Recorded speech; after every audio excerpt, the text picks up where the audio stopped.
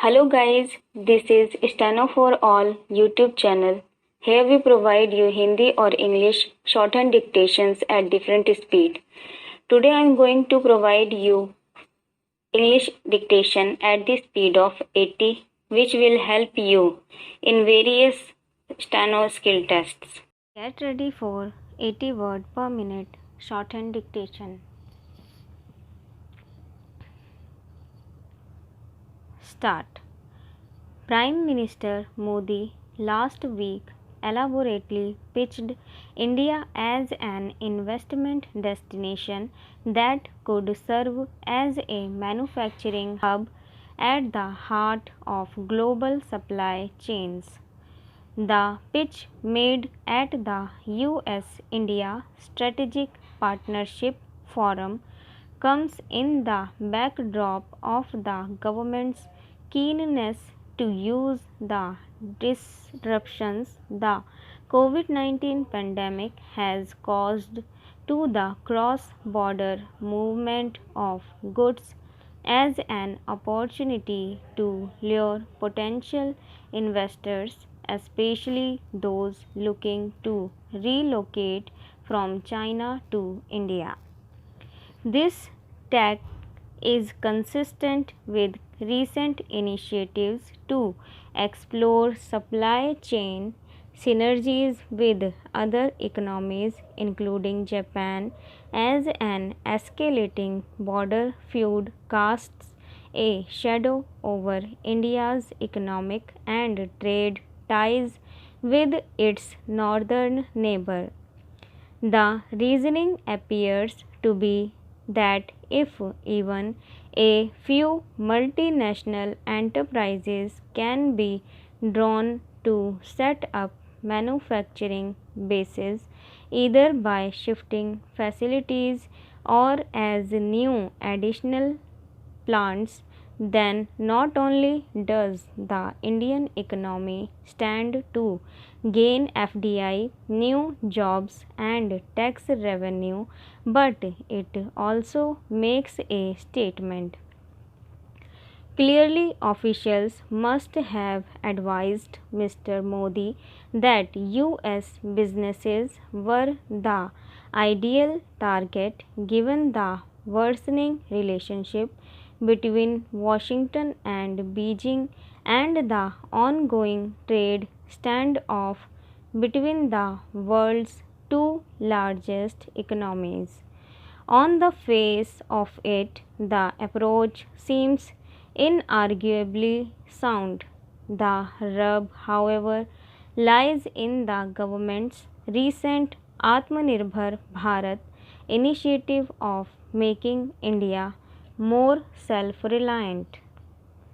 Over the decades, it has been established that global investors priorities and are even willing to pay a premium for policy stability and largely barrier free access to local and international markets. The drive for self reliance has spurred several ministries to urge companies and industry sectors to replace imports with made in India substitutes. From the shipping ministries call for the design and manufacture of indigenous tugboats to auto component makers being told to abjure foreign parts. The thrust of the initiative is evidently import substitution. It is hard to imagine any potential foreign investor in manufacturing being ready to source capital goods locally, assuming they are available even at the cost of possibly compromising on quality or price or both. Betraying the government's anxiety, Mr. Modi took pains to stress that the push for self reliance should not be interpreted as India turning its back on the world. Separately from the market access perspective, India's decision to not join the RCEP multilateral trade pact would not investor companies seeking to tap consumers in RCEP member countries at a tariff disadvantage. Interestingly, most of the recent FDI announcements have been by way of stake acquisitions in existing businesses and predominantly in the services sector. Attracting FDI into manufacturing will require the government to convince investors that it is committed not merely in words but in deeds as well to an open, barrier free global trade and investment order. This past fortnight has seen two significant developments in connection with the Indian judiciary. The first was the decision of the Supreme Court of India in the matter of Prashant Bhushan's contempt case, and the second was the retirement of Justice Arun Mishra. These events, in their own way, magnify the chinks in the armor of the Supreme Court. The Bhushan case, in the first instance, the Supreme Court, in a display of self proclaimed magnanimity, let off Mr. Bhushan with a fine of 1 rupee in the contempt case against him over two tweets. In the alternative, the top court ordered for a 3 month imprisonment term and 3 years debarment from practices.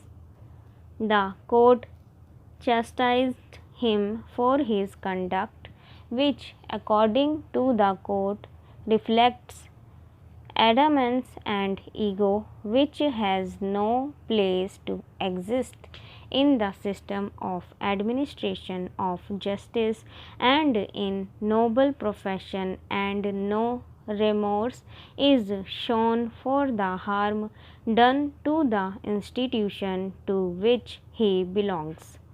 It would be trite to say that these words ring hollow coming from a court that chose to relentlessly pursue Mr. Bhushan in a petty exhibition of arrogance itself.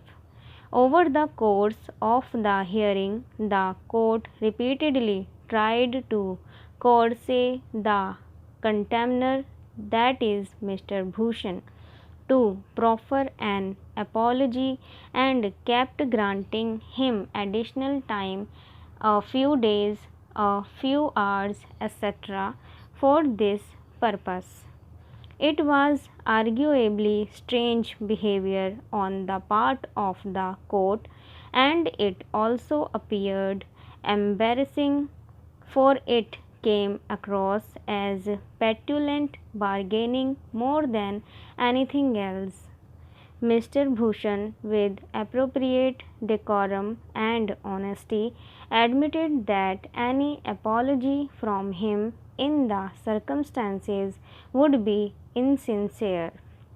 The jurisprudential contribution of this decision to the law of contempt will be studied for years to come, surely, but maybe not for the reasons that the court intended.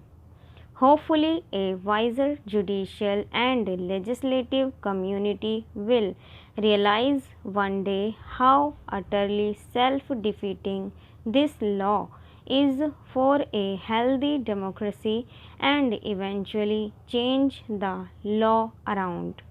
A judge in the timelight.